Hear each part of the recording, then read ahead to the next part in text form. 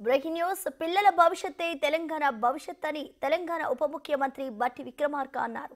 Residential schools hostels లో common menu కార్యక్రమాన్ని విజయవంతం చేసిన అందరికీ ధన్యవాదాలు తెలిపారు. డైట్ ఛార్జెస్ పెంచడం ద్వారా ప్రభుత్వంపై అదనంగా 541 కోట్ల భారం పడనుందని తెలిపారు.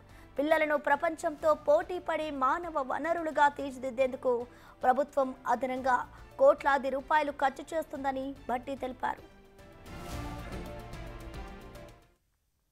ఈ నూతనంగా అడిషనల్గా పెంచినటువంటి ఈ 40% బడ్జెట్ సంబంధించి రాష్ట్ర ప్రభుత్వానికి ఆర్థిక పరమైనటువంటి అనేక ఒత్తిళ్లు ఉన్నప్పటికీ కూడా మన పిల్లల భవిష్యత్తే తెలంగాణ భవిష్యత్తుగా భావించి ఈ రెసిడెన్షియల్ స్కూల్స్ అన్నీ కూడా విజ్ఞాన భండారాగారాలుగా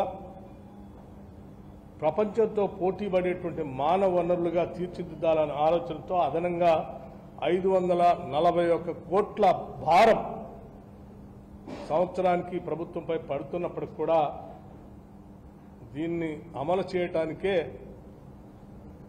రాష్ట్ర మంత్రిమండలి నిర్ణయం తీసుకొని ముందుకు పోయింది అని ఈ సందర్భంగా మీ అందరికీ మనం చేస్తాం.